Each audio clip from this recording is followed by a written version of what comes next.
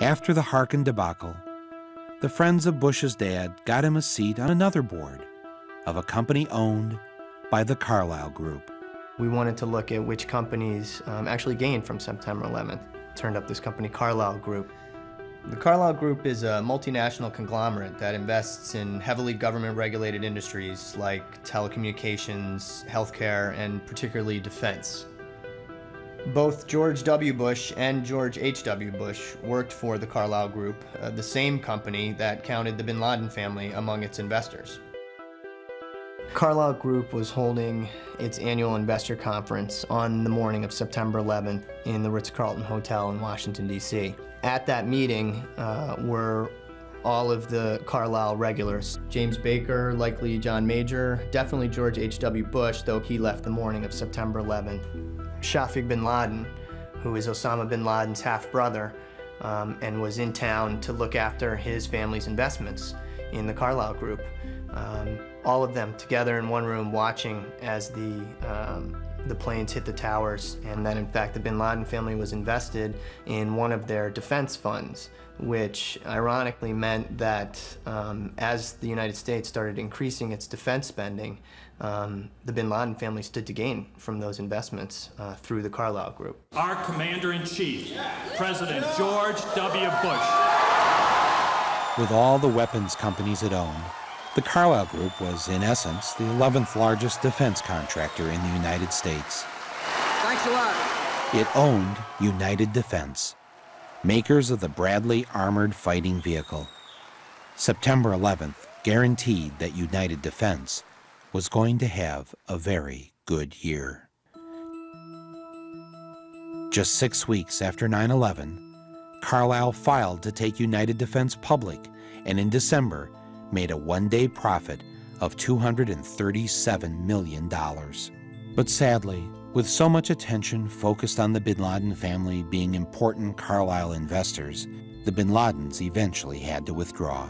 Bush's dad, though, stayed on as senior advisor to Carlyle's Asia board for another 2 years. As unseemly as it seems to know that George H.W. Bush was meeting with the bin Laden family while Osama was a wanted terrorist, well before September 11th. You can understand, therefore, why the Commission, under Zelikow's leadership, would have ignored all the evidence that would point to the truth, that 9/11 was a false flag operation intended to authorize the doctrines and funds needed for a new level of imperial mobilization. Comes to see terrorism as the preferred means, indeed the only means, to provide social cohesion, to provide an enemy image for the society to keep it together. According to neocon theory from Carl Schmitt, you have to have an enemy image in order to have a society. It's a very dangerous thing, because now it means that the entire social order, the political parties, intellectual life, politics in general, all based on a monstrous myth. Monstrous myth.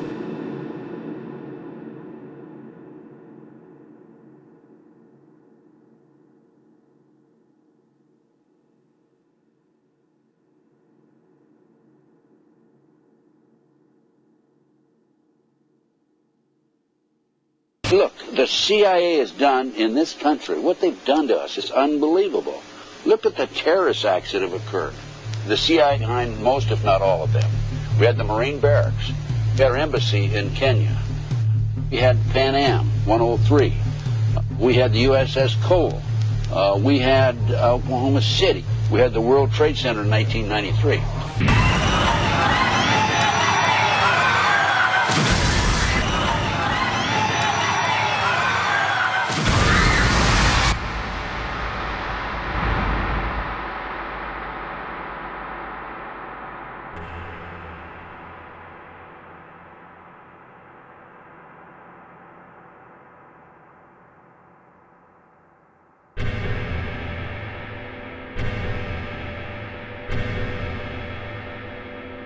Because at 9:30 this morning, we were actually running an exercise for over a company of 1,000 people in London, based on simultaneous bombs going off precisely at the railway stations that happened this morning. So I still have the hairs on the back of my neck standing upright. To get this quite straight, you were running an exercise to see how you would cope with this, and it happened while you were running the exercise? Precisely.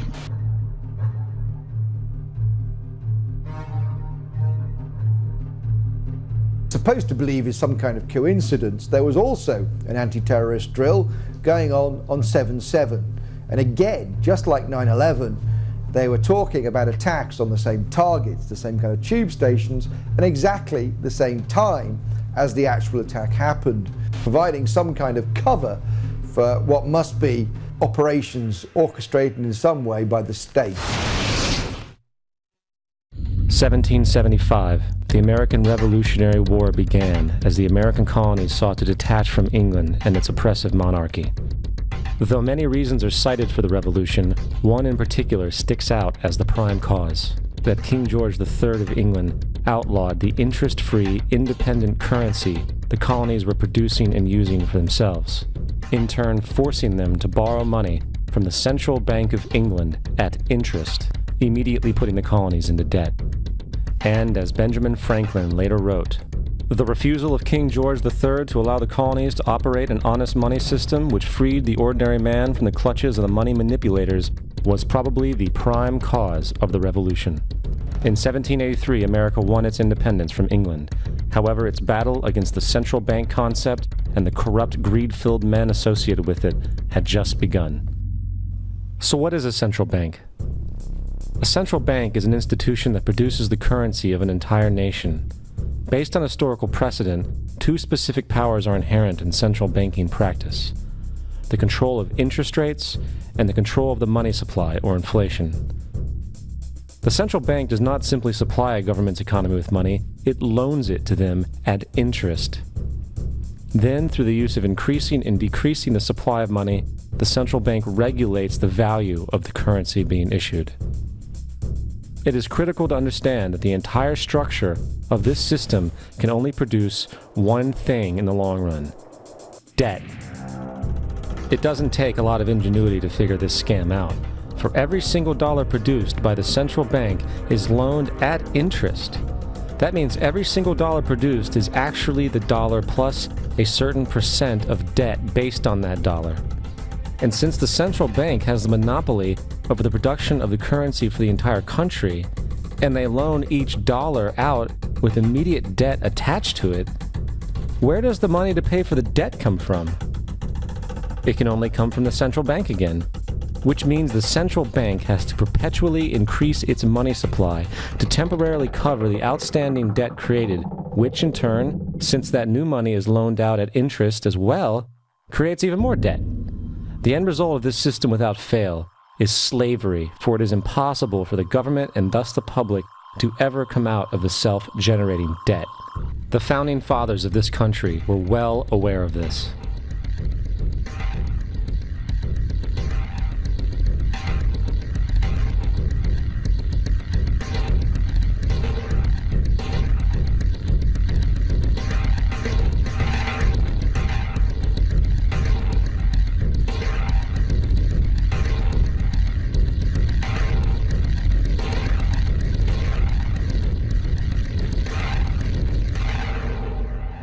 By the early 20th century, the U.S. had already implemented and removed a few central banking systems, which were swindled into place by ruthless banking interests. At this time, the dominant families in the banking and business world were the Rockefellers, the Morgans, the Warburgs, the Rothschilds. And in the early 1900s, they sought to push, once again, legislation to create another central bank. However, they knew the government and public were very weary of such an institution, so they needed to create an incident to affect public opinion. So, J.P. Morgan, publicly considered a financial luminary at the time, exploited his mass influence by publishing rumors that a prominent bank in New York was insolvent or bankrupt.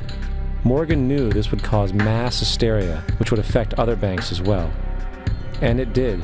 The public, in fear of losing their deposits, immediately began mass withdrawals. Consequently, the banks were forced to call in their loans, causing the recipients to sell their property, and thus a spiral of bankruptcies, repossessions, and turmoil emerged. Putting the pieces together a few years later, Frederick Allen of Life magazine wrote, "The Morgan interests took advantage to precipitate the panic, guiding it shrewdly as it progressed. Unaware of the fraud, the Panic of 1907 led to a congressional investigation headed by Senator Nelson Aldrich, who had intimate ties to the banking cartels and later became part of the Rockefeller family through marriage. The commission, led by Aldrich, recommended a central bank should be implemented so a panic like 1907 could never happen again. This was the spark the international bankers needed to initiate their plan. In 1910, a secret meeting was held at a J.P. Morgan estate on Jekyll Island off the coast of Georgia. It was there that the central banking bill called the Federal Reserve Act was written. This legislation was written by bankers, not lawmakers. This meeting was so secretive, so concealed from government and public knowledge that the 10 or so figures who attended disguised their names when en route to the island. After this bill was constructed, it was then handed over to their political frontman, Senator Nelson Aldrich, to push through Congress. And in 1913, with heavy political sponsorship by the bankers, Woodrow Wilson became president, having already agreed to sign the Federal Reserve Act in exchange for campaign support. And 2 days before Christmas, when most of Congress was at home with their families, the Federal Reserve Act was voted in, and Wilson in turn made it law. Later, Woodrow Wilson wrote, in regret,